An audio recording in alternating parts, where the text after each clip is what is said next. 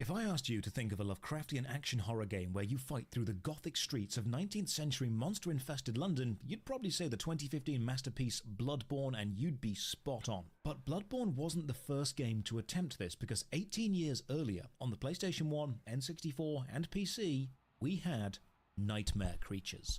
Hi, I'm Josh Strife-Hayes. When I was a kid, I remember having Nightmare Creatures on a demo disc for the PlayStation 1. It was either Sampler 2 that came with Parappa the Rapper, or it was Volume 7 Disc 2 that came with Rapid Racer and that weird firefighting video game Roscoe McQueen. At the time, Nightmare Creatures terrified me as a kid. The atmosphere, the enemies, the sound effects, I was way too scared to even finish the demo level. But now, I am very slightly braver. So let's go back to 1997 and save London. I will critique the mechanics, the movement, the combat, the environmental interaction, and then I'll have a look at the hidden play as a monster mode, and then answer the very simple question: Nightmare Creatures, was it actually any good? As usual, a massive thank you to all the supporters on Patreon, YouTube and Twitch who keep this channel alive. More information on how you can support at the end. For now, let's begin. Quick warning, this game does feature giant spiders. Nightmare Creatures was a hack-and-slash action game made by French gaming developer Callisto Entertainment back in 1997. Now, Callisto had made a few games before, but nothing majorly successful. They'd made Pac-Man Pack in Time on the SNES, or the PC action-adventure Dark Earth. And after Nightmare Creatures, they would go on to make the Fifth Element video game adaptation, and then Nightmare Creatures 2, before unfortunately declaring bankruptcy in 2002, likely a result of how poorly the Fifth Element game was received. So we know that this game got at least one sequel, but Nightmare Creatures was actually planned to be much more, almost a franchise. Nightmare Creatures 3, Angel of Darkness, was cancelled mid-development, and a Nightmare Creatures film was announced in the year 2000, which would have been set 200 years before the events of this game. Another thing the bankruptcy stopped. For this review, I'll be playing the PlayStation 1 version. There are no major differences between the N64 and PC versions, although the PC version has slightly faster load times and the N64 has slightly longer draw distances. The PlayStation is overall a smoother experience. So let's load it up and return to 19th century London, to meet the crazed scientist, Adam Crowley. He works alone, his hands defiling the bodies of the dead in his thirst for knowledge and power. His name is Adam Crowley, a man who was once respected in the field of science, until fate led him along another path, towards black magic. Now he is in possession of the mythical Lost Diary of Samuel Pepys, a volume that contains the detestable rituals of the demon-worshipping Brotherhood of Hecate. Soon, he will complete his work. Tonight, as the sun sets on London one last time, he will unleash his demonic brood onto the streets. And should no one stop him, this city will be consumed by a horde of nightmare creatures. So Adam Crowley has turned the people of London into the titular nightmare creatures using arcane magic, and we need to stop him. Now, while Adam Crowley and the Brotherhood of Hecate are both fictional and made up for the game, the word Crowley might link to the English occultist Aleister Crowley, who spent most of his life performing seances in Warwick Castle. Aleister Crowley famously founded the religion of Thelema, which is all about following your own personal desires above all else, finding your purpose in life. So here's a strange personal link, and one of the reasons I know too much about Aleister Crowley. Many years ago, the American TV show Most Terrifying Places did an expose on Warwick Castle, and during this episode, they did a recreation of a seance using Aleister Crowley and a couple of his minions. And I know this because in that episode, I played Aleister Crowley, and it was an extremely fun day, and we got to explore Warwick Castle all day. I don't think the episode's online anymore, but if you can find it, it's called Death Car. Back to the game. Through the main menu, you've got two difficulties, easy and hard. And as standard, the game is set to hard, so if you struggled with this as a kid, that's why. I'll leave it on hard mode for this playthrough, just to see how difficult it actually is. You've got two playable characters, Ignatius, an old man with a stick, or Nadia, a young woman with a sword. They both move the same, but have different combo attacks. Neither is better than the other, so I'll be playing as Nadia because of reasons. Level 1. Investigate a workshop and track down Crowley. You're thrown straight into the action with a zombie attacking you right away, so let's break down the mechanics of Nightmare Creatures, the movement, the combat, the items, and the interaction with the environment. Third-person hack and slash. Movement is forward and backward with tank controls turning you left and right. L1 and R1 dodge to either side, and triangle jumps. The jump is extremely situational because most of the scenery you can't jump up onto.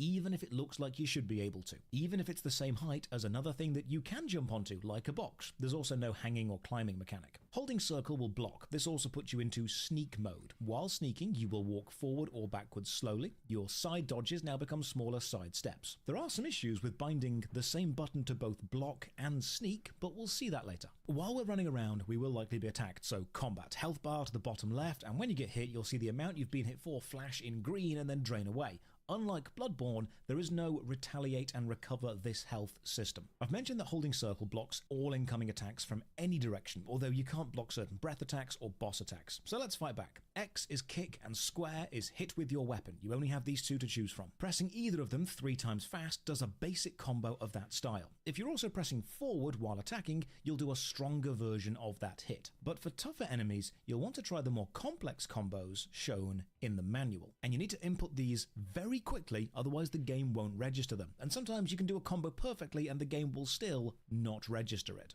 Now, Ignatius has slightly longer range, but hits slightly slower. Nadia hits slightly faster.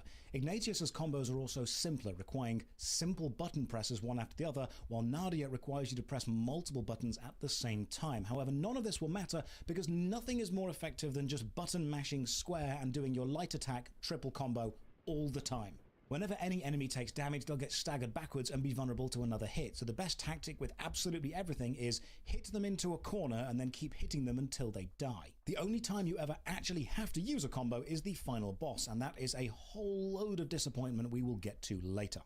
Now, when you get into combat, the camera will pull back so you can see the enemy you're fighting, and you'll enter a soft lock-on state, meaning you are now moving forward or backward not in relation to the camera, but to the enemy. Your dodges now also circle strafe around the enemy, and if you connect with the first hit of a combo against the enemy, even if that hit knocks the enemy out of alignment, you will be auto-corrected so your follow-up attacks also connect. This is fantastic when you're fighting one thing, but when you've got multiple enemies, you cannot manually change the target of the soft lock-on. And if you want to run past a group of enemies, you can't stop the camera locking on, which makes avoiding fights quite frustrating. You can also do jumping attacks, but don't, because enemies can and will hit you while you're in the air, and this will knock you onto the floor. But if blocking works so well, why don't we just play like Bloodborne, block, and then retaliate? Well, it's because the enemy's damage frames don't always match their attack animation. You can be blocking, you can see the enemy's weapon or claw has passed your character model, so you release block to attack back, only to discover the damaging moment actually lags behind the animation, and now you take damage and get staggered. And my god, it is always a lot of damage. Couple this with the fact that sometimes when blocking, you'll get a little graphical flourish of metal sparks and a sound to let you know block successful, and sometimes you won't. Then add on not all enemies have wind-ups and some attacks are just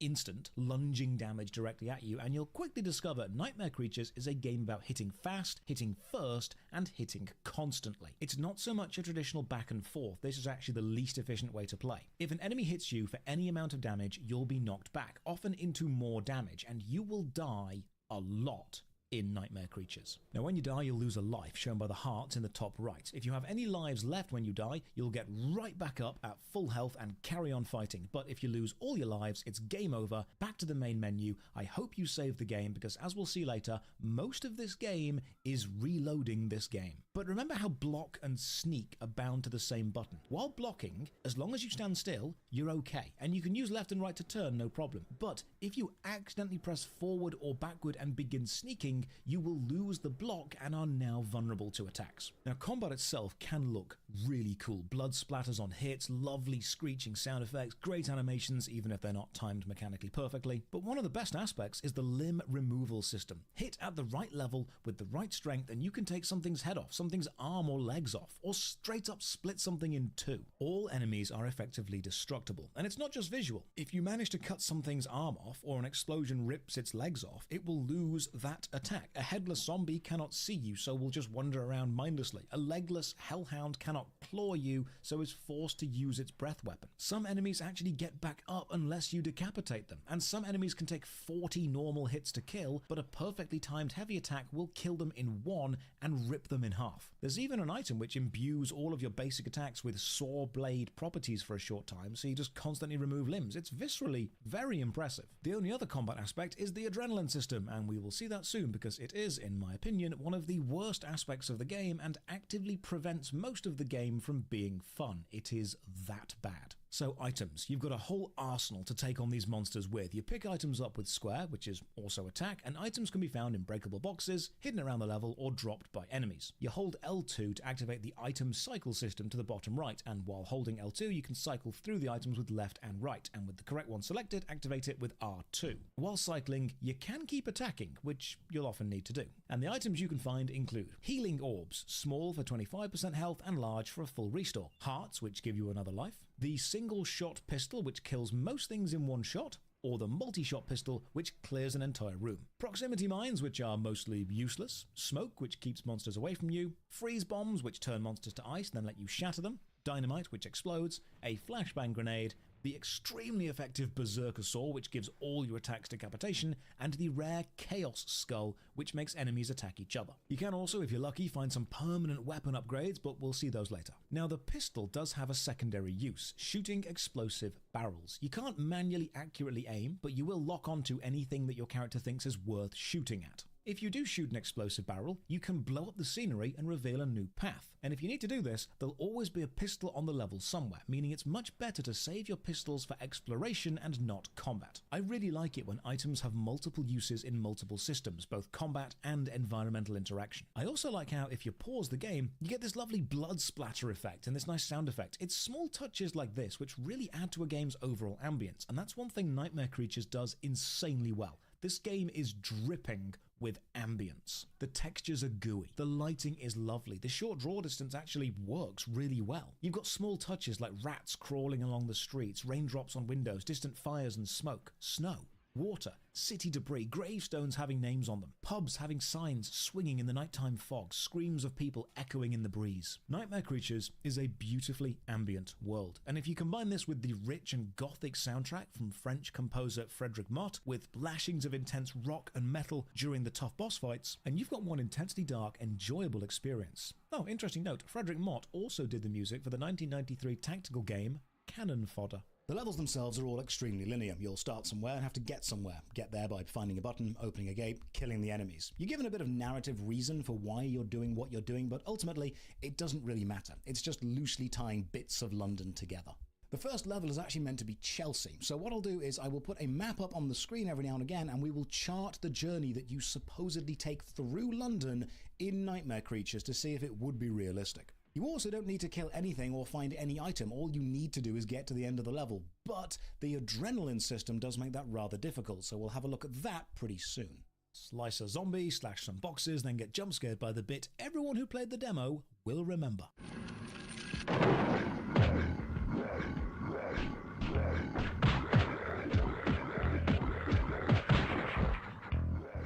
Kill the wolf and find a button in a dungeon. Now to press a button, just hit it. There's no button press animation, although I do notice a small but wonderful bit of design here. Whenever you activate a switch, the game cuts away to show what the switch does, like opening a gate or moving a barrel, but it doesn't pause while doing this, meaning if you're being attacked, you're still under attack during the cutaway animation, but you can't control your character, which should mean you die, but watch carefully. After activating any button, there's a brief moment where you can see the game automatically puts you into block mode for the length of the cutaway. This means as long as you're holding circle by the time the cutaway finishes, you will remain in block mode and not die. This is a small but really nice touch to prevent unfair deaths during cutaway animations. Although blocking doesn't stop breath attacks, you can still be burned to death, as I discover later. While I recommend saving your pistols for barrels and exploration, there is something deeply satisfying about just shooting a werewolf's head off. Quick note about zombies, if you don't chop them in half, they will eventually get back up no matter how much you hit them. This actually has a really odd use later. I love this touch. If you're injured and on low health while standing still, you'll lean on your weapon, or kneel down if you're very close to death. It's a lovely graphical flourish. Now you can't block ranged attacks, so dodge these fireball imps and spend some time scouring the level to find all the items and then get to the end. Finishing a level shows your time, how many enemies you've killed and how many secrets you've found. If you're able to get 100% of everything, you'll get an extra item, and it's unlikely you'll do this because of the stupid adrenaline system.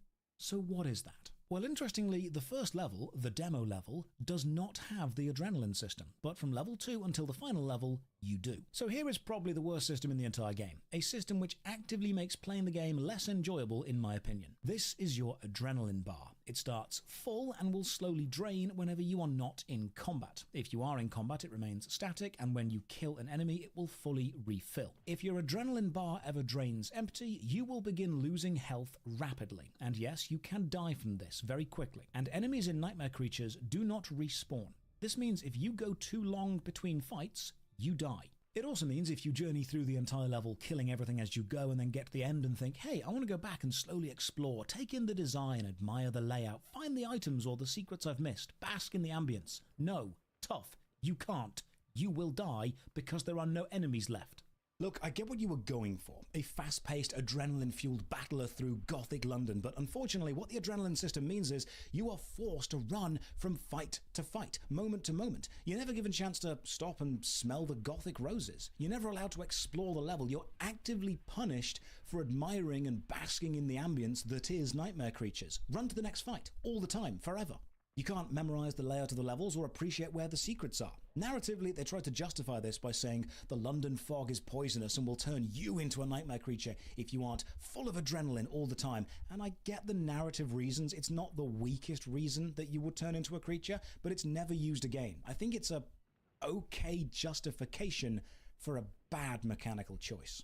Unfortunately, what this means is Nightmare Creatures has great scenery, lovely level design, nice secrets. It's a game I actively want to take my time and enjoy. It's a world I like being in, but adrenaline prevents that. I think there's a rather cheeky reason the first level, the demo level, didn't use this. Exploration and secrets are a strength of this game, and you've made me actively avoid looking for them. Nightmare Creatures is a horror game, and horror often benefits from slow ambient build-up to make the player feel a sense of unease and dread. You want the player terrified of creeping around the next corner. But this system actively prevents the slow atmospheric build-up, forcing you to ignore all of the ambience it's built up and just run mindlessly into the next fight. I even softlocked myself later in a level by killing everything, then realizing I needed to find a switch to open a gate, but the switch and the gate was so far apart that running between them without fighting something killed me. I genuinely believe this is the system that makes the entire second half of the game feel repetitive and samey, because even though the levels do have differences, you're not given the time, the safety, to get a feel for any of the later levels. The design is above standard for the time, but you don't get chance to notice. If you ever feel rushed to play Nightmare Creatures, this is why. Level 2, we're off to Spitalfield. I like how this small wooden fence is enough to keep this horrific monster at bay. Maybe we should build more of these fences. The variety of monsters is decent here too. You've got some unsettling amalgamations of people, spiders, flies, rats, flying harpies. Visually, it's lovely, but mechanically, again, the best tactic with everything is constant light attacks. No enemy feels different to another to fight. If you replaced all of the enemy graphics with just a generic white blob, your combat experience would be the same for the whole game. There is an issue with this specific stone enemy though. Every time you hit it, it will stagger, but when it dies, it will keep staggering if you keep hitting it. The only way you'll know you've killed this thing and can stop hitting it is your adrenaline meter refills, and it will stop making a groaning sound on every impact. If you aren't looking for these signals though, you can end up smacking this thing for ages, thinking it's not dead. Thankfully, it's the only enemy with this weird quirk. I like how this guy knocks some boxes down at you. Using the environment or environmental set dressing against the player in a mechanical way is a great way to make a world feel immersive. While in any level, press select once to bring up your remaining lives and select again for a level map. It's a basic wireframe map, but it does the job. And while on the map, importantly, you do not lose adrenaline. Hey, broken bridge. This means some platforming. The game uses the jump ability in the most basic way possible. Extremely simple platforming sections,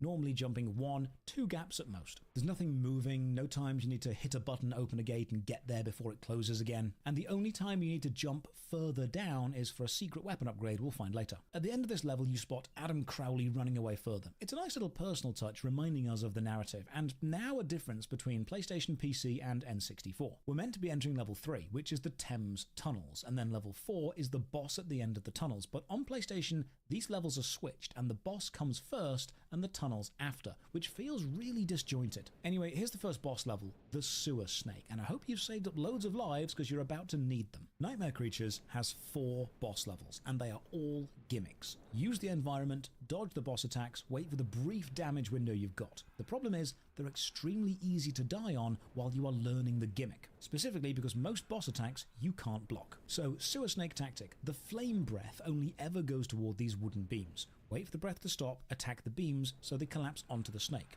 And a quick note about the fire attack. The damaging bit is the fire graphic, meaning even if the breath has stopped but the flame graphic is still lingering in the air, it's still dangerous. With all the beams broken, you'll begin phase 2. Zombies will climb out of the central pool while the snake lashes around. Block the snake and then hit it either just before it touches you or just after your block connects. Avoid the zombies while doing all this. It sounds simple, but 2 or 3 mistakes will lose you a life. This is a serious difficulty spike in the game. Into the sewers, attack this cart carrying an explosive barrel to send it trundling into a wall and explode. Now, they had the potential to maybe use this system to create a cool secret area, accessed by hitting carts in the correct order, but it is never used in any more interesting ways. Functionally, it's just a switch. We've now got cave-ins and flying insects, and all of your attacks can hit aerial enemies just the same, even if you're not jumping, so they're functionally no different to land enemies. A touch I do love with the cave-in or the falling debris, you always get a loud noise and a screen shake to warn you debris is about to fall, and if you jump forward or backward in time, you'll be safe. And the debris can hurt enemies too. I love it when environmental dangers also apply to your enemies. It makes the environment feel like a neutral third party. You're battling the forces of evil, the environment doesn't care. The enemies have to be as wary of it as you do. Ah, brilliant, the first creepy tentacle creature. Now, regular viewers will know that I personally am terrified of the ocean or water where you cannot see the bottom because you have no idea what's in there. I think the worst bit in this series so far has been that bit in Tomb Raider where you fall into a massive cavern and cannot see what's below you and you're in the water and it's terrifying. But Nightmare Creatures has done quite well, especially the flailing tentacles on these enemies, because for 1997, that's a lot of animation for a tentacled creature. And the fact that they do hit you relatively accurately is quite nice. And now another small but excellent design touch. Your character cannot swim. Walking off platforms into water, jumping into the water, or being knocked by an enemy into the water will instantly kill you. Now, when you attack or perform a combo, you naturally move forward with each hit to compensate for the knockback effect on the enemy. This means if you're fighting an enemy on the edge of a dock or trying to attack a giant squid which is in the water over the edge, you might risk attacking yourself into the water, except you can't. Movement caused by attacks will never push you over the edge of a platform, only ever move you up to the edge. The fact that this is coded in, and this links back to the auto block on cutaway design, means they have clearly gone through Nightmare Creatures with a mechanical focus and really fine-tuned it. This shows excellent attention to detail. Unfortunately, the platforming sections, anything over water, is pretty unforgiving, especially if you're trying to line up a jump into a small alcove, because you'll often hit the ceiling or the edge of a doorway and die. A lot. In fact, you'll die more to water than you will to enemies. Look, I make this jump and a fly knocks me back mid-air and I die. God, Nightmare Creatures is just so brutally unforgiving. I mean, look, I make a jump and land in the tiny gap between platforms and I drown. I hate it here. Level 5, the India Docks. Dynamite some squid and then avoid these rolling barrels and enemy kicks down some steps at you. Now we get some more open areas, and it's a shame the first boss used environmental damage as a design, which I like, but it's not then used in regular levels at all. Oh hey look, a bonfire. Regular viewers will know that I can't make a video without comparing a game to Dark Souls, so I'm really glad this is here. Jump up some boxes onto this small ship and fight along the deck, and hey, some possessed swinging rigging. This is dangerous, so avoid it. And then you see that floating sword down there? This is the only leap of faith jump you need to make. This is one of the weapon upgrades, so quick info on those. There are 3 weapon upgrades throughout the game, but you get 2 chances to find each of the upgrades. You don't need to find the previous upgrade to get the next one. You can use the starting weapon until you find the level 3 upgrade if you want to. Now on the N64 version and the PC version, finding the 3rd weapon upgrade also gives you a second health bar, but on the PlayStation hard mode, it does not. Platform past some perilous pumping pistons and then slash away through the supporting innards of a still being built ship while dodging some scary swinging stabby things and reach a bar. You'll also start to notice the end of one level doesn't relate to the start of the next. It's like there's travel happening between the levels because now we're in Highgate Cemetery, sent to find the tomb of Samuel Pepys, because Adam Crowley is using Pepys' diary and the tomb might have some clues as to what he's doing. Now, Samuel Pepys is actually a real historical figure, most famous for his diary, which charted the events in London between 1660 and 1669, mostly the Great Fire of London, the Plague, and the coronation of King Charles II. He, however, was not known for his love of occultism or necromancy. The cemetery level is again a series of corridors, except this time you're flanked with long runs of tombs filled with surprise werewolves, and the music has taken on a more mysterious detective tone.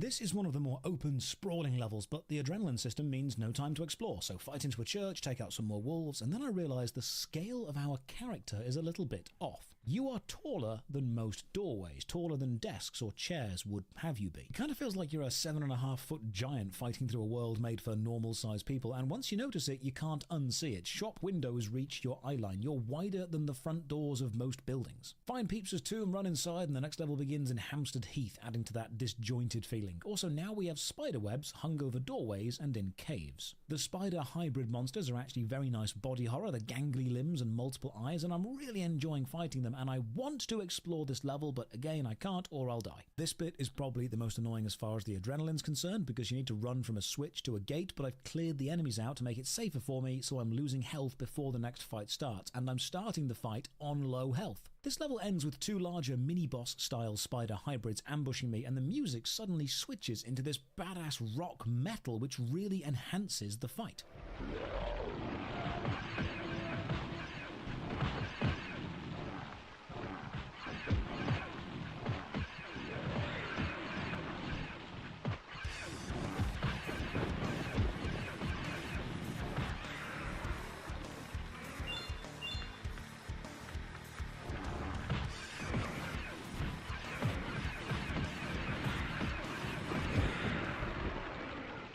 Chase Crowley onto the docks and sail to the next level, more docks. Now we're fighting along thin walkways with water drops either side, and swinging hazards and jumps and enemies ambushing us and squids flailing at us, and this place is quite the gauntlet, because I've also noticed the flying enemies have a slightly more intense knockback on you than the ground enemies do and are more likely to throw you off the edge. Regular viewers will also know that I love me some stacking mechanics when two mechanical designs combine to create a more layered gameplay moment, so I love having to time your jump over this gap to also avoid swinging hazards. Fight past more squid than a sold-out sushi restaurant and make it from the docks onto a boat and find a dead body. Whose body? Don't know, doesn't say, but we do find a clue telling us to go to the Bank of England, and at this point I've realised the plot just exists to loosely tie the game to London and occultism. You don't need to follow it. Welcome to the main city of London, as foggy and as grimy today as it was back in the 19th century, and hey, I love this atmospheric moment. While fighting, we hear a horse whinny.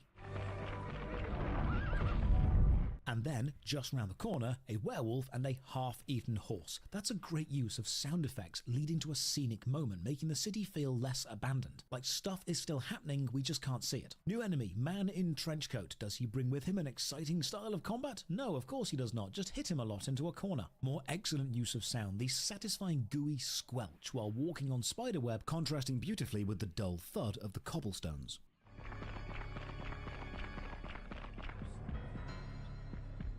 I'm performing combos mostly out of experimentation, less actively trying to. I'm racing the adrenaline meter to finish every level, and then I throw a flaming torch onto the floor and set this guy on fire. Level 10, Smithfield. Follow the blood trail. Also, it's snowing now. Don't ask why, they just needed a snow level for the screenshots and to contrast with the bright red blood. Unfortunately, you don't leave footprints in the snow, but we do actually get some environmentally specific mechanical changes. Icicles now hang above some doorways and will fall on you if they are knocked down. This damages you. This is a lovely way to reskin the falling debris mechanic to be aesthetically specific to the snow level, and to make them less random, you can even lure enemies underneath them. If we check in on the real-life mapped tracked journey, it takes about 20 minutes to get from London Bank to Smithfield, so this is still doable. Unfortunately, the size of this level contrasts so strongly with the adrenaline meter that this was the first time I legitimately felt annoyed at being forced to rush through instead of being able to take my time and admire the ambience. However, this is where the zombie comes in handy, because remember that they don't die unless you chop them in half. Well, you can lure a zombie to just follow you around and not lose adrenaline because the game thinks you're in combat like a little exploration buddy. It's tedious, but it's the only way to explore the whole level. Make it to a church and the second boss, a Yeti. Why is there a Yeti in the middle of London? Because they made a snow level, so my god, they are putting a Yeti in. This is another gimmick. Grab the dynamite from the ledges, throw it at the Yeti to destroy the barrels and cause shattered glass to fall onto it. Do this 3 times. While doing this, avoid the snowballs the Yeti throws at you, because he throws 2 at a time, and if you get hit by the first one, you will be knocked into the second and die very fast. Nothing too complex here, but I do lose 3 lives on this boss because of how awkward the character is to control with a locked camera and tank controls. Next up, Regent's Canal. Giant rats, more docks. blocks, steps. I really want to admire the level design and talk about it, but I can't because fights are spaced out so far apart here that you have to rush more than normal. Also, explosive barrels no longer have the explosion symbol and now just look like regular barrels. But I do still enjoy ripping apart rats with a well-timed kick. Next up, London Zoo. And this is the moment the game begins to feel samey because by now we've actually seen every mechanic or attempt at stacking them the game has.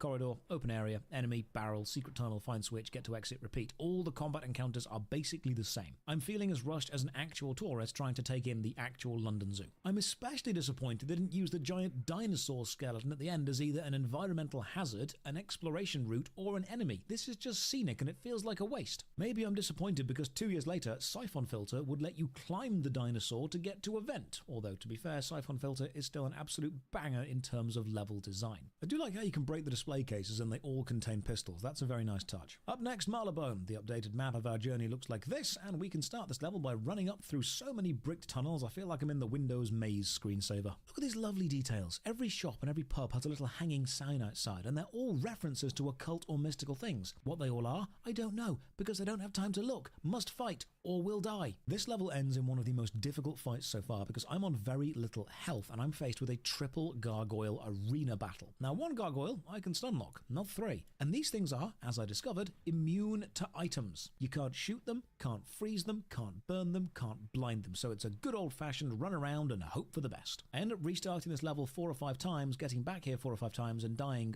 repeatedly. This is a hard section. Level 15 into Bloomsbury. How hard can this be?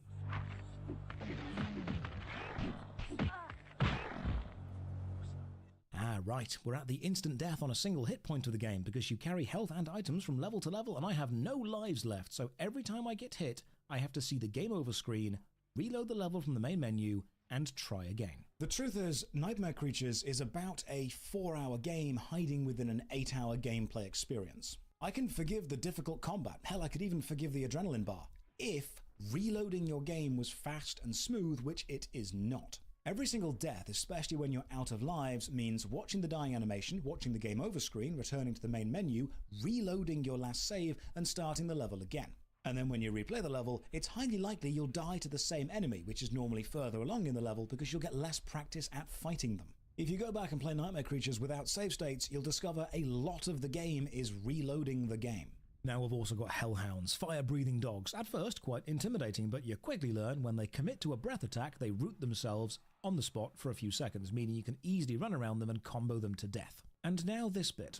This bit took me more tries than any other part of the game. I'm on low health. I'm always on low health by the time I get back here. If I touch the fire, I die. A hellhound spawns when you get close to it, but then in the arena you're meant to fight it, a gargoyle smashes through a window and the smash counts as a cutaway, and while yes, you do automatically block, blocking doesn't stop breath weapons, so you lose control of your character, block, and the hellhound kills you. This is a frustrating section. Now remember, although you can save your game after every level, reloading the previous save doesn't refill your health. It gives you the exact health and items you had when you made the save, which means fighting through this level on low health to this point again. The only way to change this would be to start the game again from the beginning. But finally, I make it through and find a health orb, and then I get a strange urge for some reason to run into the fire. Fire seems to lead somewhere. All the other blocked firewalls have just been debris. This is a path. So I risk a dash through and, yep, I was right, found the 3rd weapon upgrade. Fantastic, now to just run back.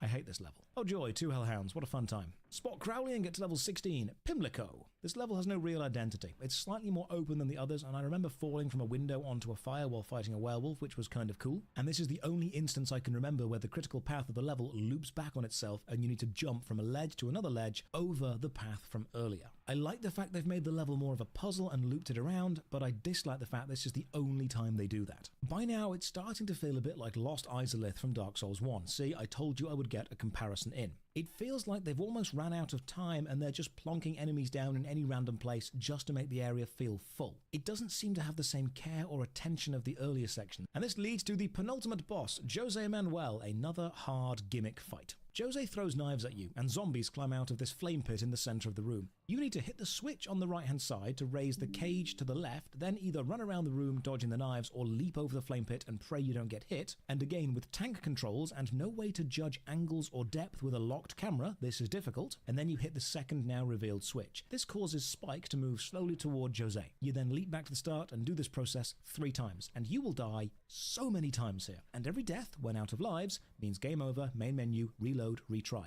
Over half this boss fight was me reloading the boss fight. Off to the final level, a 2-parter here. Westminster Part 1 is inside this grand building. This level is a series of on-fire corridors, hellhounds, imps, and a collection of pistols leading to a secret lab. You've got very tight jumps over flaming pits and more fights, all of which need you to find the nearest corner to lock an enemy into. There's not too much new or interesting here, it's just very unforgiving. But then we get to Westminster Part 2, the actual final level. I attack a suit of armor and die, because this spawns a flying imp who instantly shoots a fireball, which is at point-blank range, and you can't block. More fire, more hellhounds, more corridors, and more death than I can remember, and by now I'm finding nightmare creatures more tedious than fun. If reloading a level took only a second or two, or just warped you back to the start and said, hey, try again, here's full health, I'd be fine. But failing in this game is such a long process, because every attempt requires your focus and attention, and even if you want to go slow, you can't. Running past fire, barely avoiding it just so you can make it to the next fight before adrenaline runs out and drains your health, and then hoping you can get the first hit in. It's so bad that at this point I'm seriously considering replaying the entire game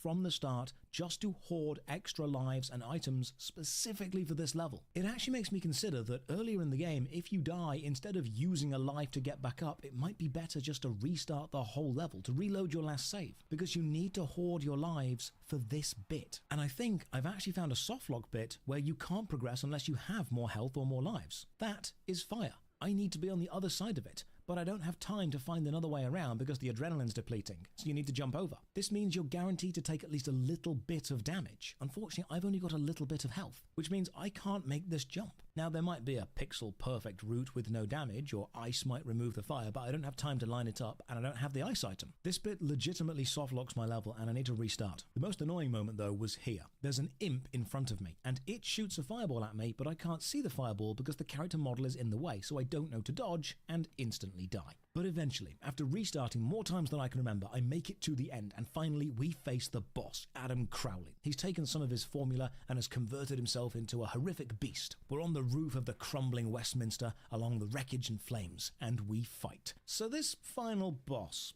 it's 2 phases, and for some reason, you don't have the adrenaline meter on this level. The first phase is 4 flying imps meandering around the roof, leaving a flaming trail behind them. If you touch the trail, you die. You must kill all 4 imps while avoiding the others, and then the fire. And your attacks can move you forward into the flame trail. Once they're taken down, grab this hidden health orb in the corner, don't jump into the fire like I did, and then prepare to take on Crowley. So interestingly, this is the only fight in the entire game where you need to use combos. You can't just triple attack the same button. You actually have to use multi-button combos, because Crowley will block and retaliate any attack chain which isn't a combo. But if you are able to hit him with a full combo, on the final hit, you will stun him. While stunned, hit him once, and you'll knock his head off and he'll die. That's it. That's the final boss of this brutally hard game. Use one combo, then hit him once. That's what it's all been leading up to. The item collection, the weapons upgrading, the platforming, the reloading. One combo, single attack, dead. And after that incredibly anticlimactic fight, we get the final cutscene.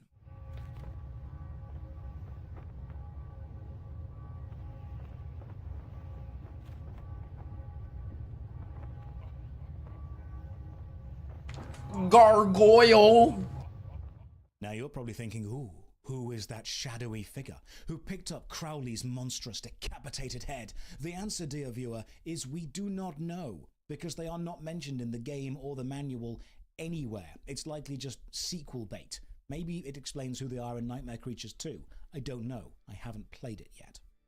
It took me about 4 hours of gameplay and 3 hours of reloading and retrying to get through all of monster-infested London, but that's not all, because there's quite a bit of fun to be found in the cheats, like the ability to play as the monsters. There are 2 ways to unlock this cheat mode. You can either finish the entire game 100%, which means doing every single level, killing every enemy and finding every item, or you can do what everyone else actually did and use the password system to enter the cheat to do it. Playing as the monsters is actually quite fun, because there's no adrenaline bar, so you can use their moves and explore the level at a comfortable pace. But one of of the coolest secrets. If you access the hidden cheat menu and then put in the developer room code, you will start whatever level you choose in this secret room, with portraits of the entire development team. And if you break the portraits, you can take a load of items from behind them. I love it when old games had loads of cool hidden stuff like this. So with that done, the journey of our complete trip across London looks like this. So now we've saved the city, we can answer the question, nightmare creatures. Was it actually any good? Well, yes and no. There are some aspects it does undeniably right. General ambience is stellar. Lighting, textures, music, sound design, combat animations, even though it's not matched up perfectly. Enemy visual design, even the fire graphics are nice. The tentacles lashing, the enemies being made of segments you can split apart, the act of dismembering them, changing their fighting ability, and the small touches like auto block on cutaway and not attacking yourself into the water. All the way down to the splash graphic on the pause screen. Nightmare Creatures has a lot of excellent design, which makes the overall world of the game and the minutiae of moment-to-moment gameplay very impressive. However, the adrenaline meter forcing you to run from fight to fight and removing the ability to explore at your own pace, to really immerse yourself in this world, to hunt for secrets and exist in this beautiful, oppressive atmosphere, really lets it down. You are forced to play fast and you are missing so much beauty in doing so. This is why the first level is so bloody good and so creepy. You are allowed to bask in the ambience and allow that horror to build up. You're not punished for it. Combine this with how every enemy is ultimately dealt with in the same way, just stunlock them into a corner, and you end up feeling rushed from fight to identical fight, meaning you're missing both the level design and repeating yourself mechanically. The bosses are gimmicks and extremely easy to die to, and dying wouldn't be an issue, but reloading and retrying takes so long you'll spend more time in the menu than in the boss fight. I feel Nightmare Creatures would be a lot more fun if you removed the penalty for adrenaline loss and instead replaced it with an advantage. So instead of killing the player, make them more likely to decapitate an enemy with a regular attack if they have any adrenaline. And then I'd suggest removing the life limit and just letting people retry from the start of a level without needing to reload, but lives and game overs are a retro gaming staple. We've learned a lot since 1997. We've learned the gameplay is the fun bit, not the looping process of reloading the gameplay. So is it PlayStation 1 Bloodborne? In ambience and in feel, yeah, it's remarkably close, but mechanically, Nightmare Creatures has made just enough mistakes to make the experience just annoying enough to not be easy to enjoy. So to end the review, I will award Nightmare Creatures... Oh, didn't review fast enough. Ran out of adrenaline. Out of 10. Cheers for watching. Another massive thank you to all the supporters on Patreon, Twitch and YouTube who keep the channel alive. You can support from only £1 a month. Check the video descriptions for links to our Patreon, Twitch, Twitter and Discord. And as always, remember... Tonight, as the sun sets on London one last time, he will unleash his demonic brood onto the streets. And should no one stop him,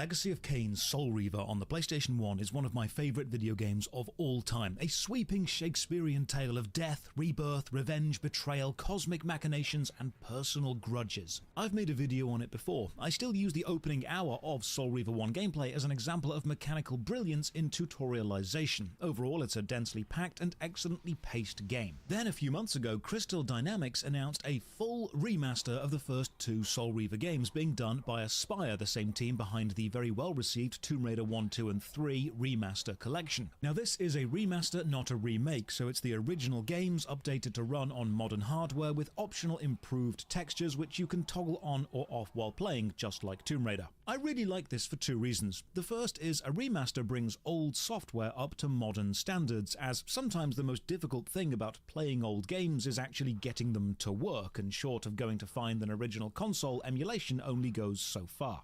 The second is the remaster collection contains both Soul Reaver 1 and Soul Reaver 2, and I've never actually finished Soul Reaver 2. So let's change that.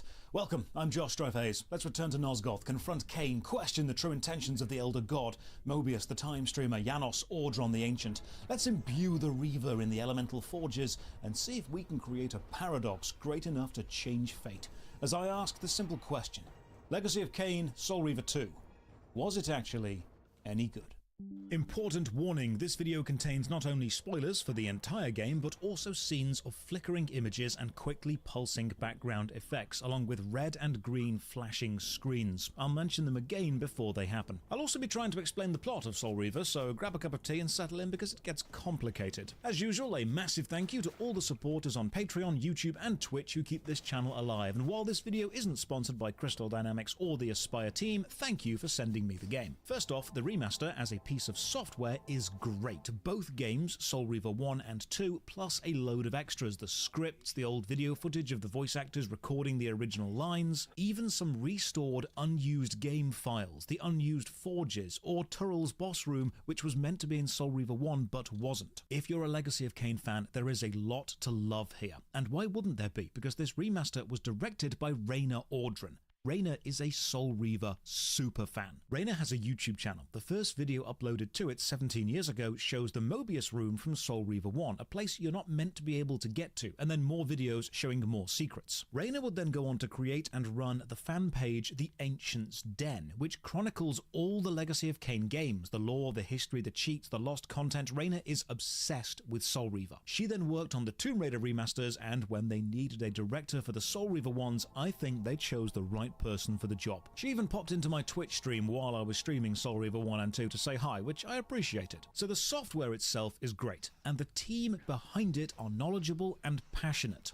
Unfortunately, I need to be honest, and for Soul Reaver 2, that's the highest praise it's going to get, because oh boy do I have issues with this game. We start where the first Soul Reaver finished, in the Chronoplast fighting Kain. Kain flees through a time portal, Raziel follows, we meet Mobius the Time Streamer, and okay, let's just back this up because we need some context. Soul Reaver 2 assumes, both narratively and mechanically, that you have literally just finished playing Soul Reaver 1 and later has references to the Blood Omen games, so in order for this video to make sense, we need quite a bit of backstory. The problem is, this series involves time travel and paradoxes, so I'm going to do my best to summarize where we are in the Legacy of Kain franchise right now. Sitting outside of all this, we have the Elder God, big tentacle creature, he'll matter soon. At the start of time, we have two warring races, the Ancients, these blue-winged angel things, and the Hilden, sci-fi-like alien things. The Ancients make a magical sword called the Reaver and give it to Janos Audron because he's really strong.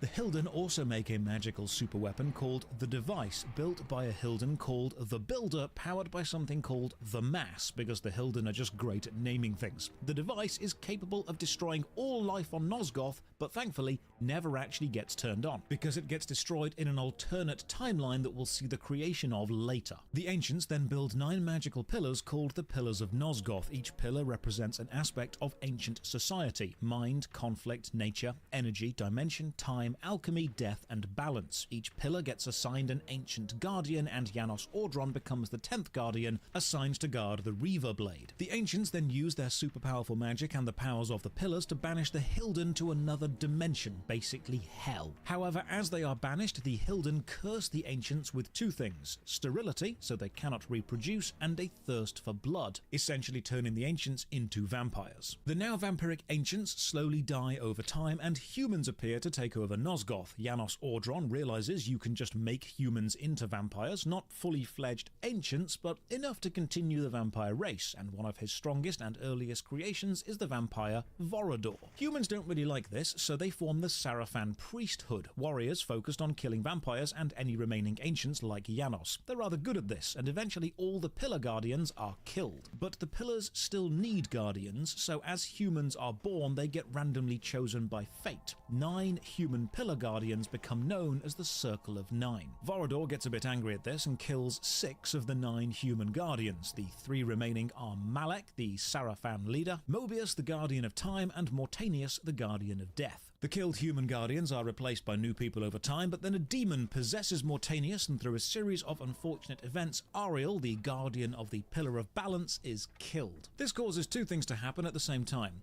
Nupraptor, Ariel's lover, goes mad, and his madness infects the rest of the Circle of 9, corrupting them and the pillars they are guardians of, plunging Nosgoth into chaos. And at the exact moment that Ariel dies, the human baby Kain is born. He is assigned the role of Balance Guardian, but the corruption has immediately started, meaning he is now incapable of ever fulfilling his fated destiny. In a cool touch, you can find Nupraptor's retreat in Soul Reaver 1, or a statue of Nupraptor with his eyes sewn shut so he never has to look upon this evil world again. Mobius the Time Streamer then comes up with a plan to save Nosgoth. Kill all the corrupted Pillar Guardians. The young child Kain is hunted down and killed because he is the Guardian of Balance. But then Mortanius, being the Guardian of Death and currently possessed by a demon, offers the now dead Kain a chance to return to life as a vampire and go and get revenge on his killers. Kain agrees, and this launches the events of Legacy of Kain Blood Omen. Kain is given a few cool vampire artifacts to do his revenging, including the Heart of Darkness, the undead heart of Janos Ordron, a relic capable of sustaining vampiric unlife. How Janos dies is explained soon. There's time travel involved. Kain sets out to kill the Guardians and does quite well, but then Ariel explains a new threat. An evil human called the Nemesis is waging a bloody crusade across the land, killing all the vampires. So Kain goes to kill the Nemesis. He fails and uses a time chamber to travel 50 years into the past and finds the well-loved King William the Just. Unfortunately, William is the guy who will grow up to become the Nemesis, so Kain kills him now, which in theory should prevent this bloody crusade against the vampires, and then returns to his actual time. Problem is, doing stuff like this causes a paradox, and time in the Legacy of Kain series is quite interesting. When a new timeline has been created because the Nemesis now never actually happened, the actions and events of time are still pretty much the same.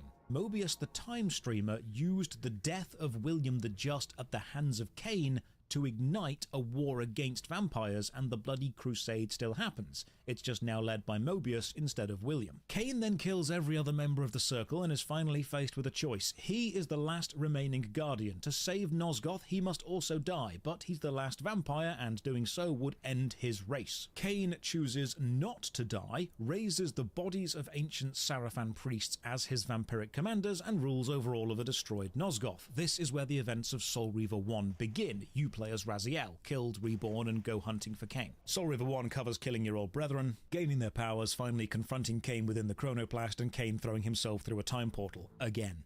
There is a lot I've glossed over, but the general themes are the Hilden are gone, the Elder God is kind of manipulating things from behind the scenes, Kain is still the Balance Guardian, but is unable to ever fulfill his role and continue the vampire race unless he paradoxically both lives and dies. And creating a paradox in the past will shuffle but not completely change the future. Unless you can create a paradox big enough, then reality has to rewrite itself. But now we've stepped through the portal and arrived at the start of Soul Reaver 2 with the cutscene, and a quick warning, there are around 2 to 2.5 hours of cutscenes in this game. And playing for this review, I actually got the complete the game in under 6 hours achievement, and that does count time in cutscenes, so roughly 30% of this game is cutscene. And after finishing it, that's not actually a bad thing. Mobius explains we're in the Sarafan stronghold. Kain is at the pillars, which are currently not corrupted in this time, and we should go and kill Kain. And then we get the first real instance of Raziel questioning Mobius. But you must believe me. I mean you no harm. You can drop the benevolent facade, Mobius. I know who and what you are. I should kill you where you stand. Perhaps you should, my boy. But you don't. Are you so certain of that, Mobius? My role as Time Guardian affords me a certain level of omniscience, Raziel. No, you don't kill me. That honor belongs to your maker, Kain, some 30 years from now. We'll forget about rekindling our old friendship then. But consider an alliance based on our common ground. We both want Kain dead. I can help you do it. You don't want to meddle in this, old man. I know all about your sordid little schemes, but you're simply out of your depth on this one. You underestimate me, Raziel. Let me show you. Even now, Kain is lying in wait for you, unaware that I've snatched you out of the time stream and brought you here to me. See how he lingers at the very pillars he is destined to destroy, foolishly confident that he has eluded your grasp. The pillars are still standing in this time. Yes, Raziel. They are the embodiment of the divine force which preserves the life of our world. We who serve the pillars maintain their delicate balance, and Kain is destined to be the fulcrum upon which that balance turns. This sets up Mobius as an unreliable narrator. Raziel will learn many things from many people, and almost none of it is true. Piecing together the actual history of what has happened is part of what makes experiencing Soul Reaver 2 so much fun. I won't say it's fun to play, but fun to experience, and that will make sense soon. Mobius also has a special anti-vampire orb on the end of his stick, which for some reason deactivates our Soul Reaver blade.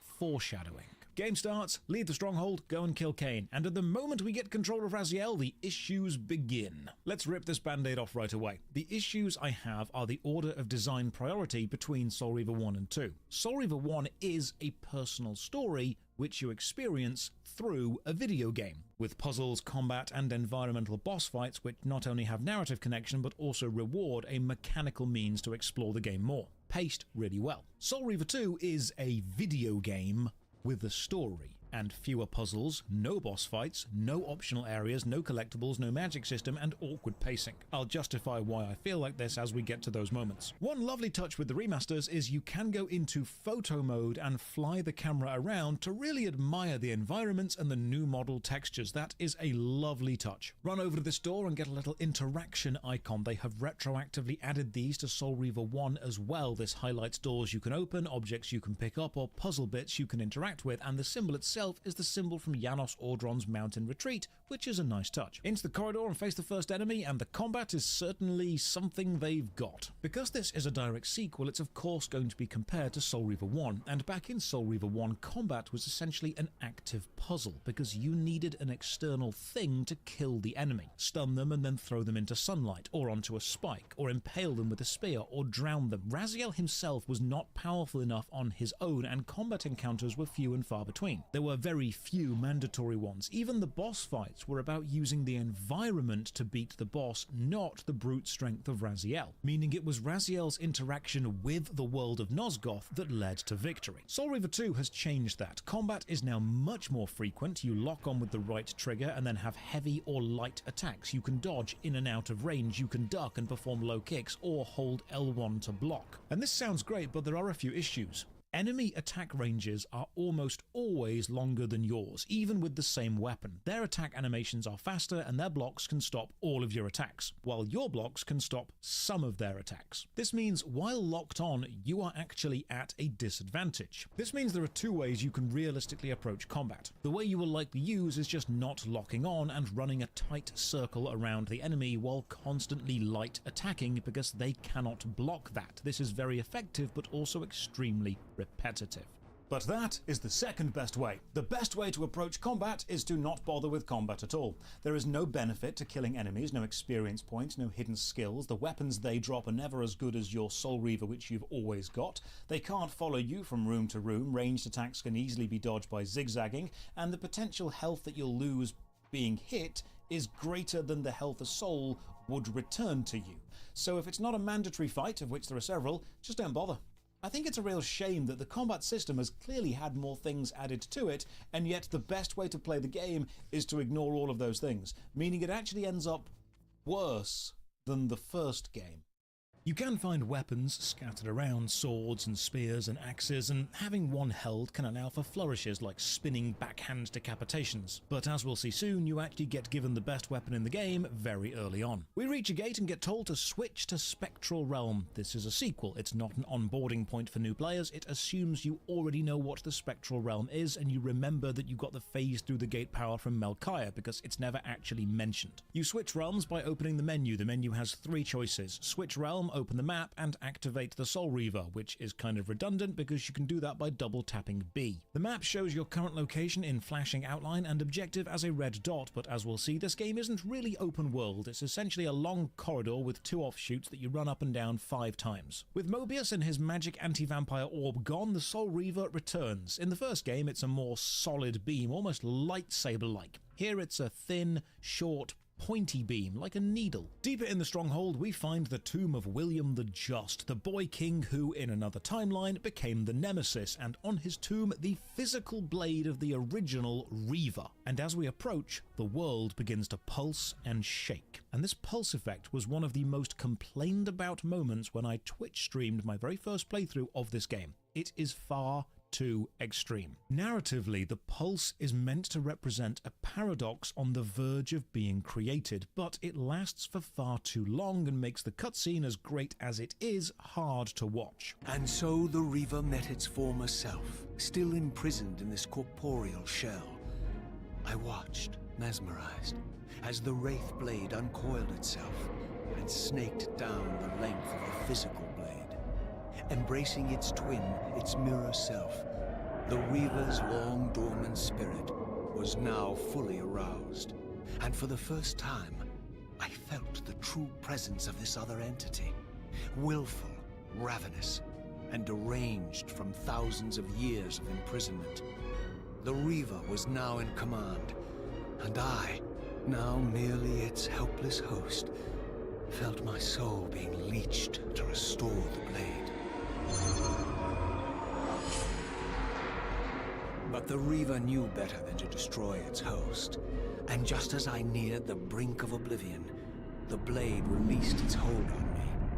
As I recovered, I realized we were now bound together in a fragile alliance. The Reaver no longer merely my symbiotic weapon, but a sentient parasite competing for control. What have you done to me, Mobius? Is this your trap? Raziel, I beg you to stay your hand. This was none of my doing. I have sought only to aid you in your righteous quest. Why, you're trembling, Mobius. Has your confidence abandoned you? You seem to have made a fatal error by leaving your precious staff behind. Is that where all your courage comes from? Listen to me, Raziel. You don't know what you're doing. As you said, death comes for us all. Yes, the Wheel of Fate demands it. What did you say? The Wheel of Fate. The inexorable cycle of death and rebirth to which all men are compelled. We serve the same God, Raziel. Mobius then mentions the Wheel of Fate, the cycle of death and rebirth the Elder God mentioned back in Soul Reaver 1. There is no balance. The souls of the dead remain trapped. I cannot spin them in the Wheel of Fate. They cannot complete their destinies. This means Mobius serves the Elder God. We throw away the Reaver blade, not needing it, and go and hunt down Kain. And now a change from the first game. In 1, you could only summon the Reaver in the physical realm when you were at full strength, and it would then sustain you. But here, you can summon it whenever you like with whatever health you have, but using it will fill a meter, and when the meter fills up, you will begin to lose life. And enemies killed with the blade do not produce a soul you can eat, so it's got a bit of a downside. But even with this, it is still the best combat choice in the game by a country mile. Explore the stronghold some more and find some more lore. So this was the legendary Janos Audron, reputed to have been the most ancient and diabolical vampire to have ever existed. According to folklore, he lived high in the cliffs of Nosgoth's northern mountains and preyed mercilessly on the defenseless villagers below. His reign of terror ended when the Sarafan finally hunted him down and tore his throbbing heart from his still-living body. This relic came to be known as the Heart of Darkness, was supposedly imbued with the power to restore vampiric unlife. And while the cutscenes are great, I feel like I'm enjoying them more than the gameplay. I'm actually exploring to progress the plot, not to play the game. That word, explore, that's one of the major downgrades from Soul Reaver 1. There are no secret areas in Soul Reaver 2, no hidden power-ups, in fact the magic system has been entirely removed. In Soul Reaver 1 you can find the puzzle pieces to enhance your health, accessed by backtracking through the land and using the powers you gain to access new parts of old areas. There are no health power-ups in Soul Reaver 2. 1 had the magic glyph system, hidden altars which gave you special extra powers like the AoE pushback or freeze or light wave, and then Eldritch Energy, which increased your total magical energy. That's all gone too. 1 had 2 major secret areas, Nup Raptor's Retreat and the Human Citadel, both accessed using boss powers and both completely missable.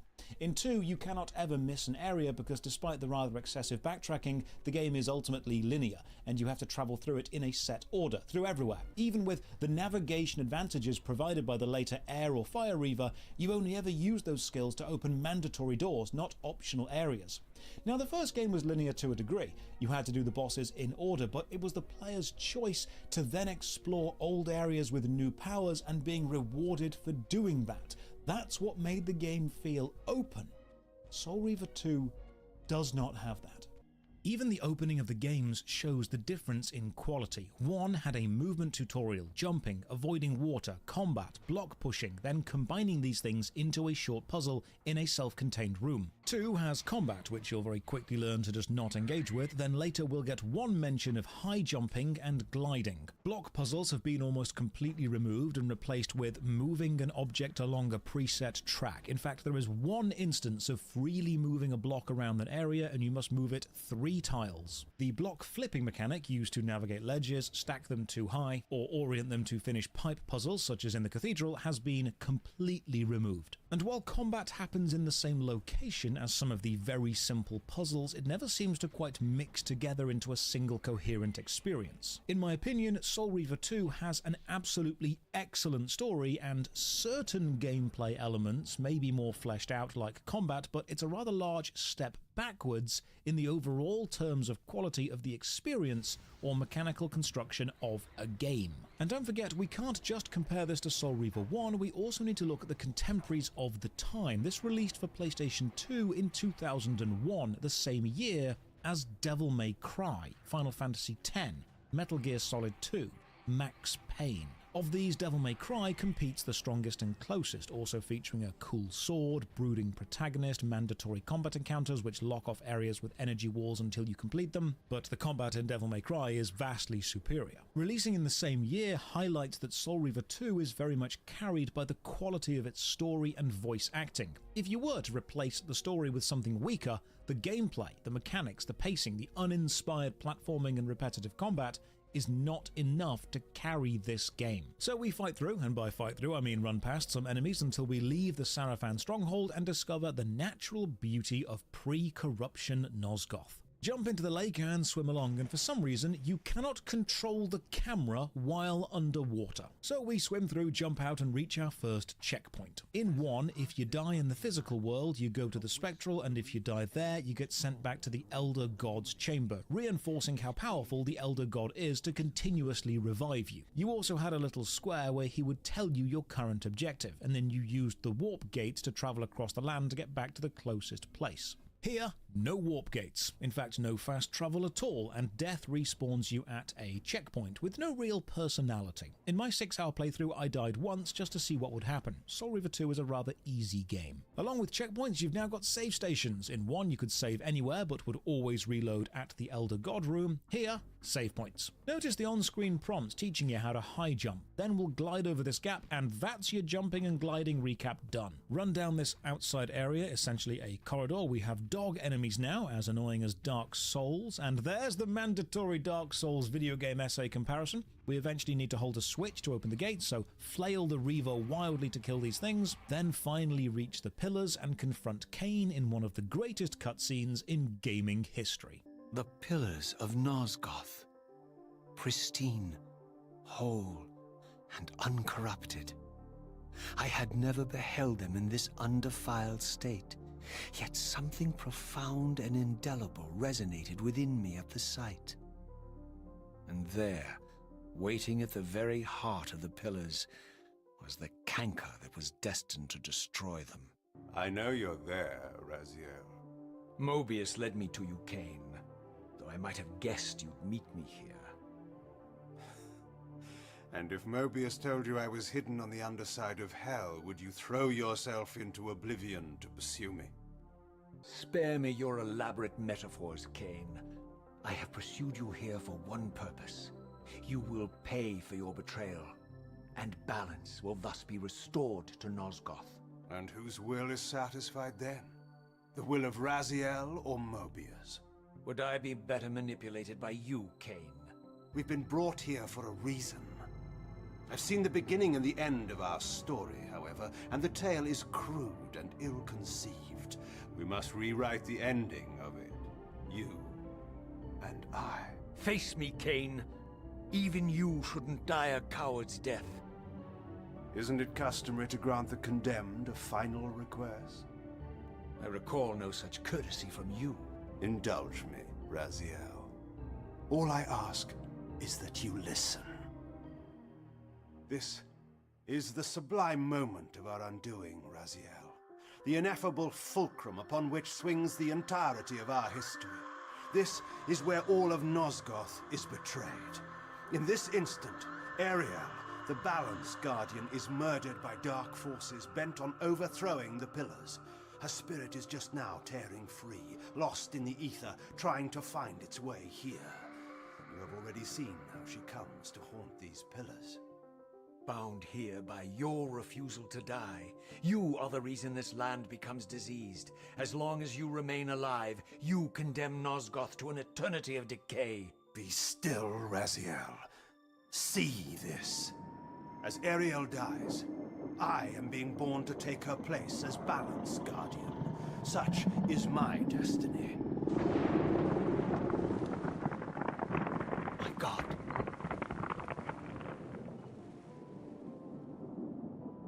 At the moment of my first cry, Ariel's beloved, the Guardian Nupraptor, finds her corpse. Racked with grief and tormented by suspicions of treachery, Nupraptor plunges into a madness which overflows and infects all of the Guardians who are symbiotically bound, including me. The repercussions of Ariel's assassination were expertly calculated. The entire circle descends into madness, and I am tainted at the moment of my birth, instantly rendered incapable of fulfilling the role destiny has prepared for me. Shall I show you the same mercy you showed the rest of the Circle, then? You blithely murdered them to restore their pillars, yet your hand faltered when it came to the final sacrifice. What makes you exempt, Kain? You're merely the last man standing. Why condemn me for simply carrying out what you hadn't the courage to do yourself? Let's drop the moral posturing, shall we? We both know there's no altruism in this pursuit. Your reckless indignation led you here. I counted on it. There's no shame in it, Raziel. Revenge is motivation enough. At least it's honest. Hate me, but do it honestly. 30 years hence, I am presented with a dilemma. Let's call it a two-sided coin. If the coin falls one way, I sacrifice myself and thus restore the pillars. But as the last surviving vampire in Nosgoth, this would mean the annihilation of our species. Mobius made sure of that. If the coin lands on the reverse, I refuse the sacrifice and thus doom the pillars to an eternity of collapse. Either way, the game is rigged. We agree, then, that the pillars are crucial and must be restored. Yes, Raziel. And that's why we've come full circle to this place. So after all this, you make my case for me. To end this stalemate, you must die so that new Guardians can be born. Pillars don't belong to them, Raziel. They belong to us. Your arrogance is boundless, Kain. There's a third option. A monumental secret, hidden in your very presence here. But it's a secret you have to discover for yourself. Unearth your destiny, Raziel. It's all laid out for you here. You said it yourself, Kain. There are only two sides to your coin. Apparently so. But suppose you throw a coin enough times. Suppose one day it lands on its edge. That coin flip analogy is historic in gaming, and for anyone not fully following, the crux is time isn't a line but a cycle of repeating events with various timelines existing, being formed whenever history changes. Kain is determined to change reality to such a degree that he can both prevent the corruption of the Pillars and not have to sacrifice himself to do so. But doing that needs a major paradox, and he is counting on Raziel and the free will that we seem to have to do something which breaks the cycle of inevitable repeating events. It seems Kain has relived these moments through so many timelines before, and has realized that only the choices Raziel makes seem to lead to big enough paradoxes. We are the coin landing on its edge potential. Kain teleports away, and I love these symbols here hinting at, hey, switch to Spectral, and down this path we find a locked cave. From the look of it, this door had been sealed for centuries. I began to realize it was no mere coincidence that I found myself standing here, beneath this winged figure with blue skin and cloven hands so like my own, and bearing this unique key. Turns out the Soul Reaver blade is a key to this door, and oh, remember in 1 when we got the ability to shoot projectiles out of the blade whenever you wanted, and this was great because you could shoot enemies onto spikes or into sunlight or into water? Well, you can't do that anymore. You can only shoot while standing in zoomed in look around mode, and the projectile attack can never kill anything, so it's not really that good. It also never gets used to move blocks from a distance, which was one of the best uses it had. And remember the Dumar boss fight that gave you the constriction ability, where you could run around switches to turn them on or run around enemies to trace a line of energy and stun them? That's just gone. You can't do that anymore at all. No explanation for why you can't do it, you just can't. Progress through the deep caverns, find some paintings of the ancients and the Hilden fighting, follow the yellow glowing crystals, and eventually we reach the underground Temple of the Pillars, and under the water here we hear a familiar voice.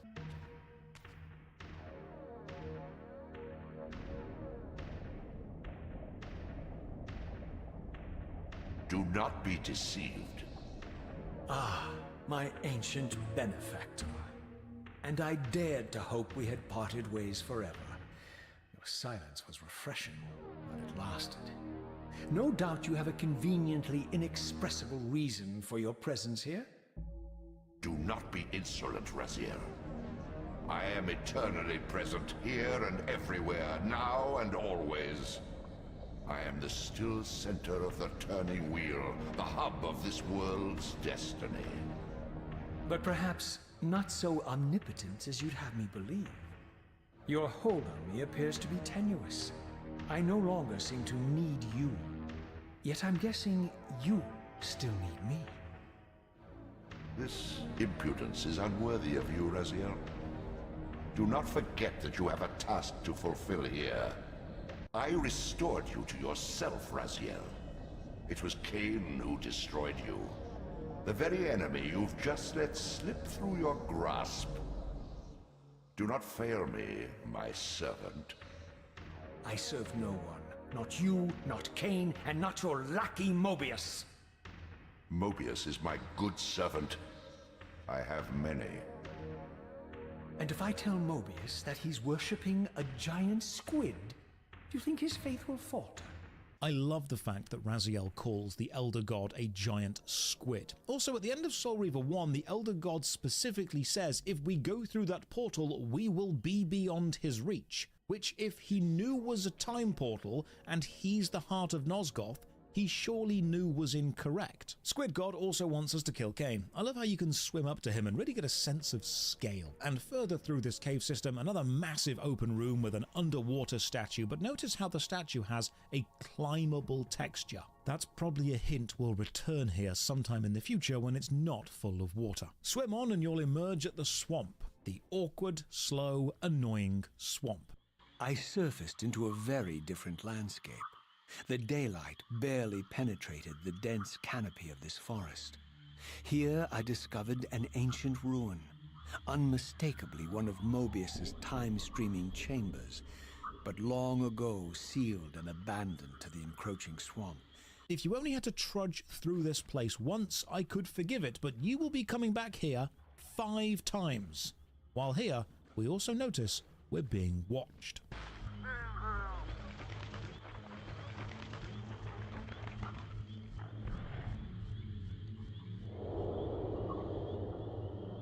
So, my lurking observer was exposed. The creature vanished when he realized he was discovered, but I caught a glimpse of him, and his features were distinctive enough.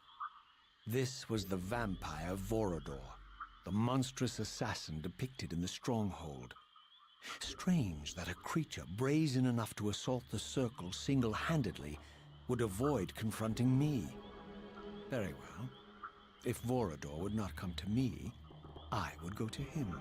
So Vorador is still alive. Excellent. He may have some answers for us, because so far the Elder God wants us to kill Kain, Mobius wants us to kill Kain, but Kain doesn't seem too keen on killing us. We fight through and reach the balcony where Vorador was, but he is gone. However, we can head into the first of 4 elemental forges. This enemy has a brightly coloured shield. This is actually a key. Kill the enemy, take the shield, stick it in the door. This mechanic has promise. However, every single key you ever need is always carried by an enemy literally right next to the door it's needed for. This design tells me that yes, they have put something new into the game, but they have not sat back and said, right, how can we make this as interesting as it could possibly be? And that is my ultimate issue with Soul Reaver 2. The story and the writing and the acting are world class, but the mechanics and the gameplay feel extremely surface level. Welcome to the Elemental Forge of Darkness, because apparently darkness is an element. Each forge is basically a large self-contained puzzle which rewards us with a new imbue for the Reaver Blade. They have a slight visual connection to their specific element and a few unique puzzles. We have a few more cutscenes with the winged ancient race fighting the Hilden, and like Soul Reaver 1, we get some unique spears per area. But as we always have the Reaver and you don't need a weapon to win a fight, taking spears is now essentially pointless. This forge has us spin some giant reflecting mirrors and move some blocks and pillars along clearly marked floors. Unlike 1, you can't move blocks within a room, you can just drag them along the path. We then get told to shoot projectiles at puzzle targets.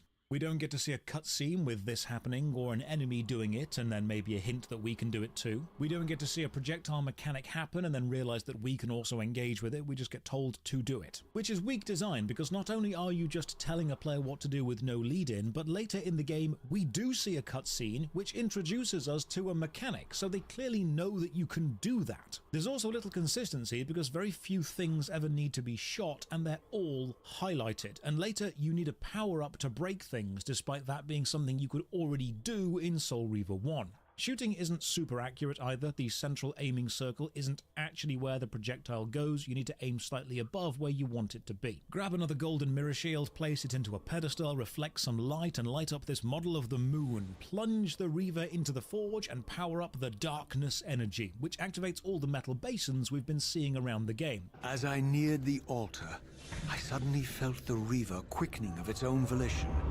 Just as in William's chapel, the balance of power tangibly shifted. Voracious and willful, the Soul Reaver was now in control, and I, merely its helpless puppet.